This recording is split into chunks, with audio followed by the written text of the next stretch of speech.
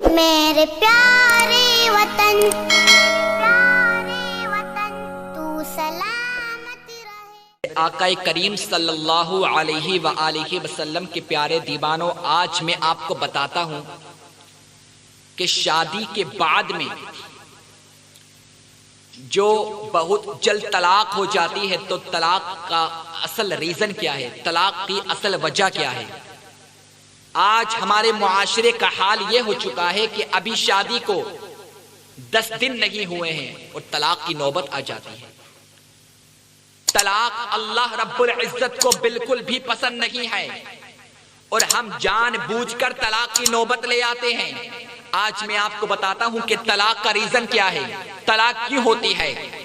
جیسے ہی شادی ہو جاتی ہے، شادی کی پہلی رات ہے، محبتوں کی رات ہے، پیار کی رات ہے، اور وہ لڑکی آئی ہے، اپنے باپ کو چھوڑ کر آئی ہے، اپنی ماں کو چھوڑ کر آئی ہے، اپنے بھائی کو چھوڑ کر آئی ہے، اپنی بہنوں کو چھوڑ کر آئی ہے، اور یہ نوجوان لڑکا جس کی ابھی شادی ہوئی ہے، شادی کی پہلی رات ہے۔ ہونا تو یہ چاہیے تھا کہ اپنی بیوی سے محبت سے بات کرتا، اپنی بیوی سے پیار سے بات کرتا، مگر بتائے اس سے کیا کہتا ہے، شادی کی پہلی رات میں کہتا ہے، تجھے میری قسم ہے، تجھے قرآن کی قسم ہے، تجھے اللہ کی قسم ہے، تو مجھے بتا تیرا کس سے افیئر چلتا تھا، تو کس سے پیار کرتی تھی، تو کس سے عشق کرتی تھی۔ ہائے افسوس، آج کے نوجوانوں کو کیا ہو چکا ہے۔ کیا شادی کی پہلی رات میں یہ پوچھنا ہمارا فرض تھا؟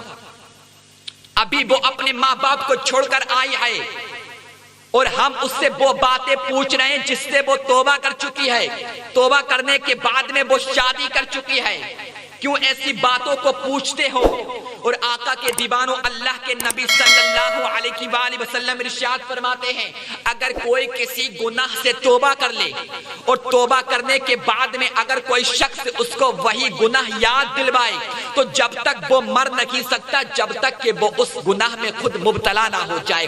اگر آج کسی نے زنا کیا ہے، اگر کسی نے جھوٹ بولا ہے، زنا کرنے کے بعد میں اگر کسی نے توبہ کر لی ہے، جھوٹ بولنے کے بعد میں اگر کسی نے توبہ کر لی ہے، چغل خوری کرنے کے بعد میں اگر کسی نے توبہ کر لی ہے، اس کے بعد میں بھی اگر کوئی شخص کہتا ہے تو زانی ہے، اگر کسی نے زنا سے توبہ کر لی ہے، اس کے بعد میں کوئی شخص کہتا ہے تو زانی ہے، تو بہت بڑا زانی ہے، تو اللہ کے رسول فرماتے ہیں جو توبہ کر لے اس کے بعد میں اگر اسے وہی جرم یاد دلایا جائے تو جب تک وہ مر نہیں سکتا جب تک کہ اس جرم میں وہ خود مبتلا نہ ہو جائے۔ اگر کوئی شرابی ہے اور اگر کسی نے شراب سے توبہ کر لی ہے اور شراب سے توبہ کرنے کے بعد میں اگر کوئی شخص اس کو بعد میں بھی شرابی کہتا ہے تو جب تک وہ خود شرابی نہیں ہو جائے گا جب تک وہ مر نہیں سکتا۔ اگر کوئی غیبت کرتا ہے اور اگر کسی نے غیبت سے توبہ کر لی ہے اس کے بعد میں اگر کوئی اسے غیبت والا کہتا ہے تو جب تک وہ غیبتی نہیں بن جائے گا اسے موت نہیں آ سکتی۔ تو آقا کے دیوانوں، اگر کسی نے توبہ کر لی ہے تو زانی کو تم زانی نہیں کہہ سکتے، کیونکہ توبہ کرنے والا ایسا ہو جاتا ہے جیسا کہ اس نے گناہ کیا ہی نہیں۔ توبہ کرنے والا ایسا ہو جاتا ہے جیسے کہ اس نے گناہ کیا ہی نہیں۔ اور آقا کے دیوانوں، آج کا ہمارا حال کیا ہو چکا ہے، ہمارے معاشرے کا حال کیا ہو چکا ہے۔ اگر کوئی زنا کرتا ہے تو خوشی میں بتاتا ہے میں نے فلاں دن زنا کیا ہے۔ اگر کوئی جھوٹ بولتا ہے تو خوشی کا اظہار کرتا ہے میں نے فلاں دن جھوٹ بولا ہے۔ اگر کوئی شراب پیتا ہے تو خوشی کا اظہار کرتا ہے کہ میں نے فلاں دن شراب پی ہے۔ ایک تو گناہ کیا اور کبیرہ گناہ کیا۔ آقا ارشاد فرماتے ہیں گناہ کا اظہار کرنا بھی گناہ ہے، گناہ کا اظہار کرنا بھی گناہ ہے۔ اگر تجھ سے زنا ہو گیا ہے تو اللہ رب العزت کی بارگاہ اقدس میں توبہ کر لے کہ اللہ رب العزت مجھے معاف کر دے، اللہ رب العزت مجھ سے غلطی ہو گئی مجھے معاف فرما دے۔ اس کے بعد میں اگر تمہاری توبہ ہو جائے تو توبہ کرنے کے بعد میں اس گناہ کا اقرار مت کرو، اس گناہ کا اظہار مت کرو، کیونکہ گناہ کا اظہار کرنا بھی گناہ ہے۔ میرے آقا کریم صلی اللہ علیہ وآلہ وسلم کے پیارے دیوانوں، آقا کی بارگاہ میں ایک شخص آتا ہے اور عرض کرتا ہے یا رسول اللہ مجھ سے زنا ہو گیا ہے، میں نے زنا کر لیا ہے، میرے اوپر حد نافذ فرما دیجئے۔ اللہ کے نبی صلی اللہ علیہ وآلہ وسلم نے ارشاد فرمایا جا تو یہاں سے چلا جا، جا بھاگ جا یہاں سے، کہنے لگا یا رسول اللہ صلی اللہ علیہ وآلہ وسلم میں نے زنا کر لیا ہے، میں نے زنا کر لیا ہے۔ اللہ کے نبی صلی اللہ علیہ وآلہ وسلم نے ارشاد فرمایا میرے پیارے صحابیوں جاؤ ذرا دیکھو یہ پاگل تو نہیں ہو گیا ہے، ہو سکتا ہے یہ پاگل ہو گیا ہے اور پاگل پن کی وجہ سے ایسا بول رہا ہے کہ میں نے زنا کر لیا ہے۔ جب صحابہ کرام نے چیک کیا تو کہا یا رسول اللہ صلی اللہ علیہ وآلہ وسلم یہ پاگل نہیں ہوا ہے، یہ سچ کہہ رہا ہے۔ اس کے بعد میں اللہ کے نبی صلی اللہ علیہ وآلہ وسلم نے ارشاد فرمایا میرے پیارے صحابیوں ذرا دیکھو اس نے نشہ تو نہیں کیا ہے، ہو سکتا ہے یہ نشے کی حالت میں ایسا بول رہا ہے۔ جب اس کا منہ سونگا تو صحابہ کرام رضوان اللہ تعالی علیہم اجمعین نے عرض کیا یا رسول اللہ صلی اللہ علیہ وآلہ وسلم اس نے نشہ نہیں کیا ہے، یہ سچ بول رہا ہے۔ تو اللہ کے نبی صلی اللہ علیہ وآلہ وسلم نے ارشاد فرمایا ارے بے غیرت، جب اللہ رب العزت نے تیرے گناہ پر پردے ڈال دیے تھے تو تجھے بتانے کی کیا ضرورت تھی؟ حالانکہ اللہ کے نبی جانتے ہیں، اللہ کے نبی ذرے ذرے کا علم رکھتے ہیں، اور سزا اس کو دی جاتی ہے کہ جب اس کا جرم لوگوں کے سامنے آ جاتا ہے، اس کا جرم پتا چل جاتا ہے۔ اور آج ہمارا حال کیا ہو چکا ہے، نہ ہم کسی بات کی تحقیق کرتے ہیں اور بغیر تحقیق کے کسی کے اوپر بھی تہمت لگا دیتے ہیں کہ فلاں لڑکا فلاں لڑکی کے ساتھ پکڑا گیا، فلاں لڑکا فلاں لڑکی کے ساتھ زنا کر رہا تھا، فلاں شخص کسی عورت کے ساتھ پکڑا گیا۔ اے تہمت لگانے والوں، دو گواہوں کی ضرورت پڑتی ہے دوسری چیزوں کے لیے، مگر زنا ایک ایسا بدفعل ہے کہ اگر کوئی اس کی گواہی دے تو 4 گواہوں کی ضرورت پڑتی ہے، اور 4 گواہ بھی ایسے نہ ہو کہ جو فاسق معلن ہو۔ فاسق معلن کی گواہی مردود الشہادہ ہے۔ اگر کوئی 4 شخص ایسے آتے ہیں، کوئی زنا کر رہا ہے اور زنا کرتے ہوئے ان 4 شخصوں نے دیکھ لیا، انہوں نے یہ دیکھا یہ زنا کر رہا ہے، اور 4 فاسق معلن ہیں، اور وہ قاضی شرع کے سامنے اگر گواہی پیش کرے تو ان کی گواہی معتبر نہیں ہے، کیونکہ فاسق معلن کی گواہی مردود الشہادہ ہے۔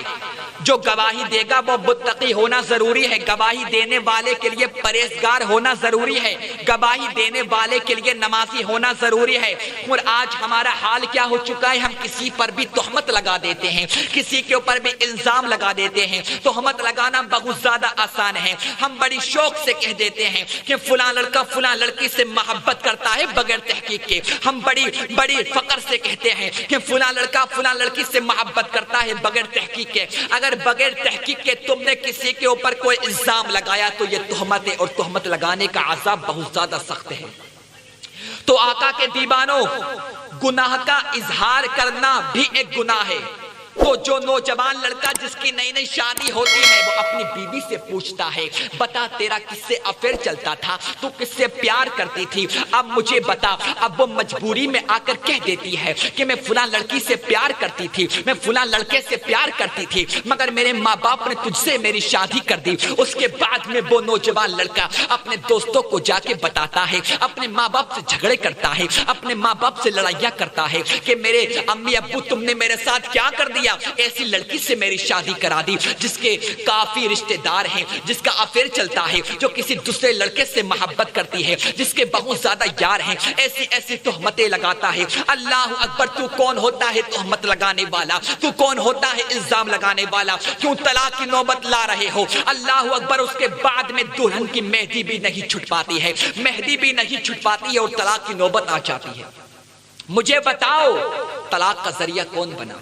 وہ محبت کی رات ہے، پیار کی رات ہے، اتنی پیاری رات ہے کہ نکاح تو نے کیا ہے۔ اللہ رب العزت کی بارگاہ اقدس میں دعا کر کہ اللہ تعالیٰ تیرا لاکھ لاکھ شکر ہے کہ تو نے مجھے انسان بنایا، اور تیرا لاکھ لاکھ شکر ہے کہ تو نے مجھے نکاح جیسی عبادت سے نوازا۔ اس کا شکر ادا کر اور اپنی بیوی سے محبت کر، اپنی بیوی سے پیار کر۔ اپنے ماں باپ کو چھوڑ کر آئیے، ذرا سوچو اگر آج کوئی کام کرنے کے لیے باہر جاتا ہے، سعودی عرب جاتا ہے، 3 سال یا 5 سال میں آتا ہے، اس کے دل پر کیسی بیتتی ہے، اس کے دل سے جا کر پوچھو۔ ماں باپ سے دور رہتا ہے 5 سال کے لیے، اور جس لڑکی نے اپنی ماں کو چھوڑا، جس لڑکی نے اپنے باپ کو چھوڑا، جس لڑکی نے اپنی بہن کو چھوڑا، جس لڑکی نے اپنے بھائیوں کو چھوڑا، کس کے لیے؟ صرف تمہارے لیے، تاکہ تم اس سے ایسے سوالات کرو، تاکہ تم اسے تنگ کرو، تاکہ تم اسے مارو۔ اللہ اکبر، ہر لڑکی پیار کی بھوکی ہوتی ہے. آقا کے دیوانوں 50 لاکھ کا زیور لا کر پہنا دو مگر عورت کو وہ سکون نہیں مل سکتا جو سکون جب اس کا مرد اس کے ساتھ میں رہتا ہے اسے سکون ملتا ہے. وہ سکون نہیں مل سکتا جو سکون اس کا شوہر دے سکتا ہے. تو آقا کے دیوانوں اپنی بیبیوں سے محبت کرو، اپنی بیبیوں سے پیار کرو، اپنی بیبیوں سے عشق کرو، اپنی بیبیوں کے حقوق ادا کرو. اللہ کے نبی صلی اللہ علیہ وآلہ وسلم کی 11 بیبیاں تھیں مگر کبھی میرے آقا کریم صلی اللہ علیہ وآلہ وسلم نے کسی بیوی کا حق نہیں مارا.